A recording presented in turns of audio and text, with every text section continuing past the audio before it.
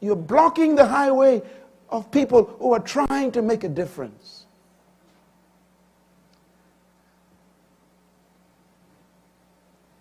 Write this down, please.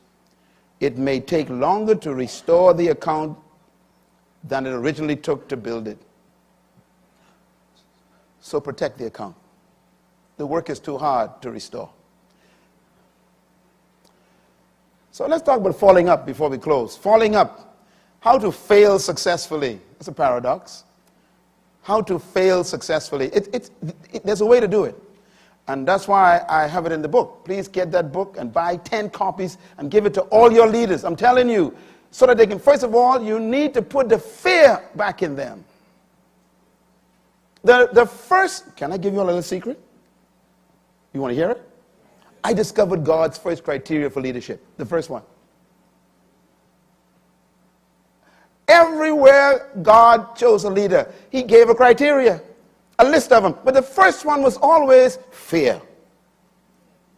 Did you know that? The first criteria of leadership is fear. He said, choose one who fears God.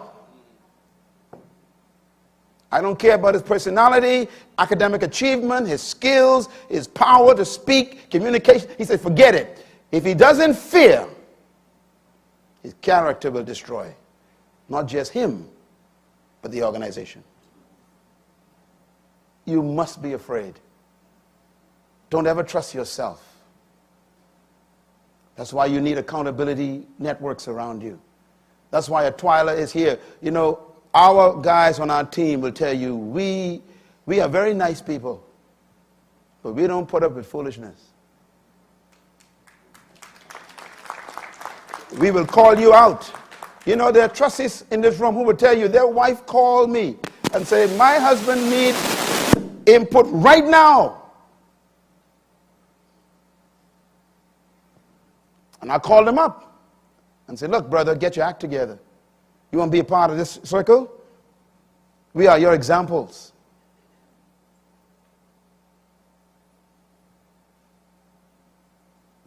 The wounds of a friend are faithful.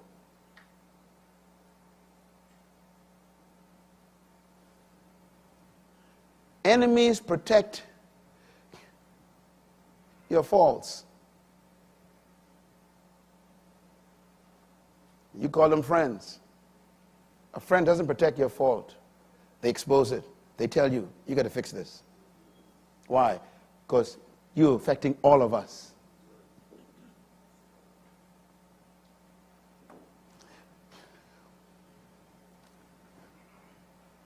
When you fail, you close the account.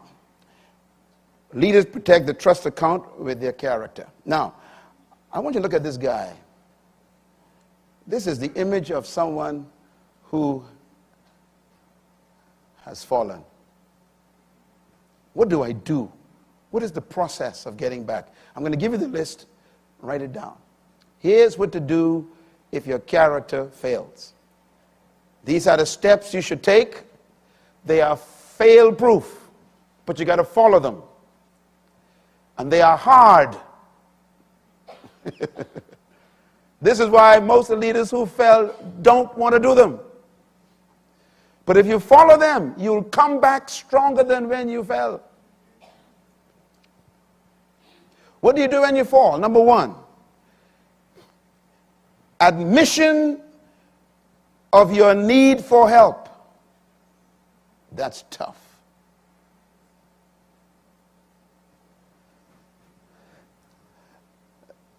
On the news last night, they asked the mayor of Toronto, do you, matter of fact, check it, go on the internet. They said, do you believe you are a drug addict?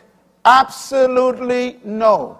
Do you believe you have problems with alcohol? Absolutely no. Do you believe you need help? Absolutely no. I said, this guy is over.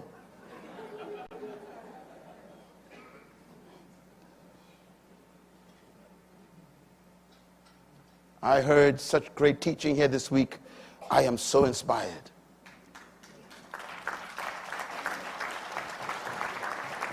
And someone said this week, I wrote it down, it was Sister Josephine. She said, if the person on the ground keeps their hand to themselves, you can't help them. To reach your hand out to somebody who refused to take it, you can't help them. Restoration does not begin with the restorer. Write that down, man. Stop asking people, why didn't you come help me? This is not about me. I didn't fall.